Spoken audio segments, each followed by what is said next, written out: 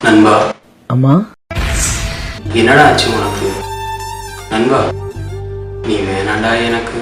பார், முழுசா ஸ்நேகனா மாறி இருக்கிற உன் நண்பன் யுவராஜே பார்.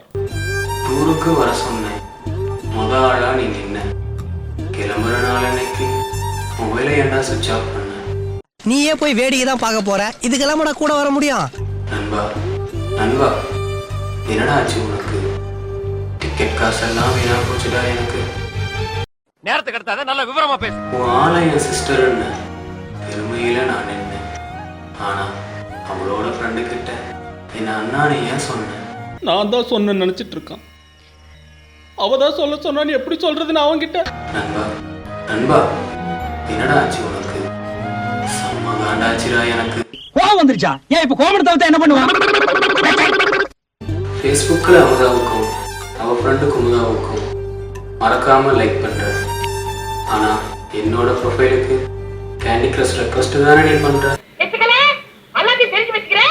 நண்பா நண்பா என்னடா ஆச்சு உனக்கு? உன்னை அன்ஃப்ரெண்ட் பண்ணணும் போல இருக்குடா எனக்கு. முடியலன்னா போட. பேஜ் ஒன்று ஓப்பன் பண்ணேன், அதுக்கு அட்மினா நானும் நின்னேன். அந்த பேஜுக்கு லைக் போடலையே, போஸ்டையும் ஷேர் பண்ணலையே. ஐயோ சொல்றே இல்லப்பா. நண்பா நண்பா என்னடா ஆச்சு உனக்கு? கேவல பிச்சைக்கார ரேஞ்சுக்கு இறங்கி பேசுறாரு. அவருக்கு லைக் சார் எல்லாம் போட்டிருக்கா சார், போங்க சார் போடுவாங்க. Hi friends. Hi friends.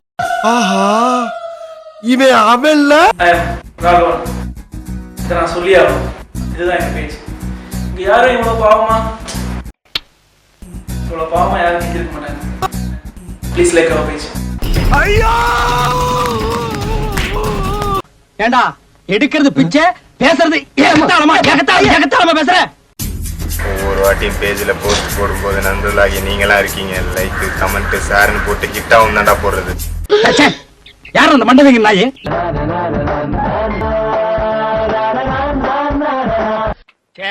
இது சுத்தம் இல்ல தம்பி. பழக நீங்களே ஒண்ணும் இல்லைன்னா நான் எங்கடா போவேன்? போங்கடா. யாருமே லைக் போடலன்னு வீடியோ முடிஞ்சது. நீ போலாம். கடைசியா நீங்க பார்க்க வேண்டிய ஆள் ஒருத்தர் இருக்காரு. ஏண்டா சொந்தம் பந்தம் உறவு எல்லாத்தையும் தொடர்ந்து சினிமாவில் ஏதாவது சாதிக்கலாம்னு சென்னைக்கு வந்த எங்களை ஃபேஸ்புக்கில் பேஜை லைக் பண்ண சொல்கிறான், போஸ்டர் ஷேர் பண்ண சொல்கிறான், சேனலை சப்ஸ்கிரைப் பண்ண சொல்கிறான்னு சொல்கிறீங்க. நாங்களே எங்களுக்கு வாய்ப்பு ஏற்படுத்த கூடாதா? நாங்கள் முன்னுக்கு வரக்கூடாதா? அப்படி யாராவது முன்னுக்கு வந்துட்டா, பெரிய நடிகன் ஆயிட்டா, கோட் சூட் போட்டா, உங்கள் முன்னாடி கால் மேலே கால் போட்டு உட்கார்ந்தா உங்களால் பொறுத்துக்க முடியாதா?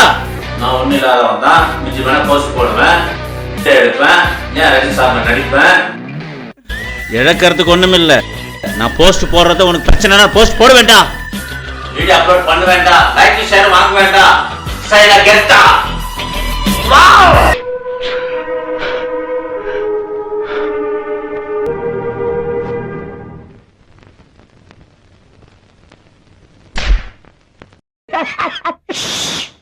ஜோக் இல்ல இல்லையா?